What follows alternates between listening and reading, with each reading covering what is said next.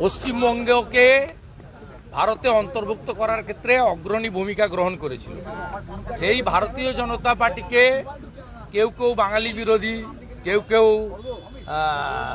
অমুকের party, গুজরাটিদের party, হিন্দিভাষীদের party, এইরকম একটা তকমা প্রচার চলছিল। আমরা প্রস্তাব রেখেছি যে আমরা সবাই অখণ্ড অবিভক্ত পশ্চিমবঙ্গের উন্নয়নে অঙ্গীকারবদ্ধ। ডক্টর শ্যামাপ্রসাদ মুখার্জি এটা দিয়ে গেছেন, আমি ইতিহাস তুলে ধরেছি বিধানসভায়। সেক্ষেত্রে হাউস বিলংস টু অপোজিশন, সংখ্যায় আমরা কম, ওরা বেশি। লিডার অব দি হাউস উভারকে অনুরোধ করলেন যে মেনে নিন, ওনারা একটা লাইন যুক্ত করেছেন, ওটা আমরা মেনে নিচ্ছি, সেটাও প্রায় একই। সেটা আছে আমরা পশ্চিমবঙ্গ ভাগের বিরুদ্ধে। তা আমাদের স্ট্যান্ডও তাই, আমাদের পার্টির স্ট্যান্ড খুব ক্লিয়ার। কিন্তু আমি আমার বক্তব্যে ক্লিয়ারলি বলেছি, আমি বলেছি যে কারোর ব্যক্তিগত ওপিনিয়ন, কারোর বঞ্চনা উন্নয়নের ক্ষেত্রে তাকে আপনি সমগ্রভাবে ভারতীয় জনতা পার্টির ঘাড়ে চাপাচ্ছেন। তাহলে আপনিও তো মাননীয় রাজ্যসভার সাংসদ অনন্ত মহারাজের সঙ্গে মিটিং করেছেন, বংশীমদন বর্মনকে নিয়ে মিটিং করেন, অনেক থাপাদের নিয়ে মিটিং করেছেন। শুধু তো রাজ্য ভাগ নয়, মাওবাদীরা চায় দেশ ভাগ, গোমতী থেকে গোদাবরী। আপনার ছত্রধর মাহাতো জ্ঞানেশ্বরী হত্যাকাণ্ডের ইউএপিএতে চার্জশিটে, সে আপনার পার্টির রাজ্য সম্পাদক। আমরা যাই হোক, ওনাদের যে প্রস্তাব ছিল ওটা রাজনৈতিক একটা দলিল ছিল, তাতে ভারতীয় জনতা পার্টি উত্তরবঙ্গ উন্নয়নে টাকা দেয়নি লেখা ছিল। ডক্টর সুকান্ত মজুমদারের কথার অপব্যাখ্যা করে লেখা ছিল, তিনি রাজ্যভাগ চান। নিশিকান্ত দুবে হিন্দু পলায়ন নিয়ে মালদা মুর্শিদাবাদে বলতে গেছিলেন, তার উদ্ধৃতি ছিল। ওই প্রস্তাবকে তারা প্রত্যাহার করে বিকল্প প্রস্তাব রেখেছেন। ম্যাটার মিটে গেছে।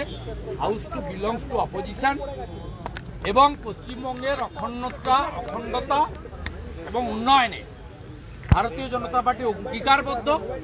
রাজনীতির ঊর্ধ্বে উঠে গোটা হাউস পশ্চিমবঙ্গের উন্নয়ন চায়।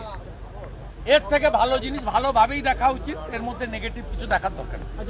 যুক্তরাষ্ট্রীয় কাঠামো বলছেন যে তিনি, আমি ওনার সব কথা বলবো না। ওনার আগে বক্তব্য ছিল, উনি 30 মিনিট বলেছেন, আমার 12 মিনিট ছিল। আমাদের তো লাল বাতি জ্বালিয়ে দেয় স্পিকার সাহেবের এক চোখ বন্ধ।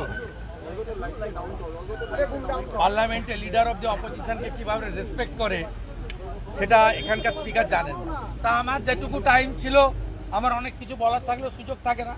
মাননীয় মুখ্যমন্ত্রীর অ্যাডভান্টেজ আছে, তিনি তার সব বলে গেছেন, আপনারা শুনেছেন। কিন্তু যেহেতু আমি আগে বলেছি, তাই মুখ্যমন্ত্রীর কথার আমি কাউন্টার করতে পারিনি। মুখ্যমন্ত্রী আমার অনেকগুলো বিষয় কাউন্টার করার চেষ্টা করেছেন, কিন্তু আমার মনে হয়েছে যে আজকে হাউসে সংসদীয় রীতিনীতি মেনে সম্পূর্ণ আলোচনাটা হয়েছে। কনক্লুশনে একটাই লাইন, অবিভক্ত পশ্চিমবঙ্গের উন্নয়নে আমরা সবাই অঙ্গীকারবদ্ধ।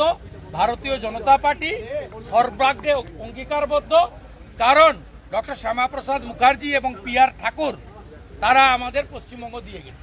বলছি আজকে অনাস্থা প্রস্তাব এনেছিলেন আপনারা, কি হলো? এনেছিলাম, আমরা চেয়েছিলাম অনাস্থা নিয়ে আলোচনা হোক। স্পিকার মহোদয় বিজনেস রুলসের মধ্যে ঢুকেছেন, যেহেতু উনার বিরুদ্ধে আনার, উনি ডেপুটি স্পিকারকে দিয়ে রুলিং দিয়েছেন। আমরা জানি তিনি হাউসকে চলমান রাখছিলেন যাতে রাজ্যপালের কাছ থেকে অনুমোদন নিতে না হয়।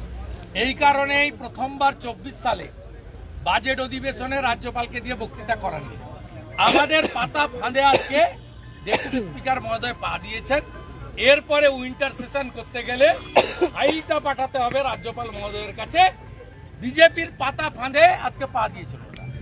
আমি শেষে বলে এসেছি যে আমরা যেটা চাইছিলাম, আপনি রাজ্যপালের কাছে যান, কারণ আপনি বেআইনি ভাবে 4-2-6 জনকে শপথ বাক্য পাঠ করিয়েছেন সংবিধানকে ভায়োলেট করে।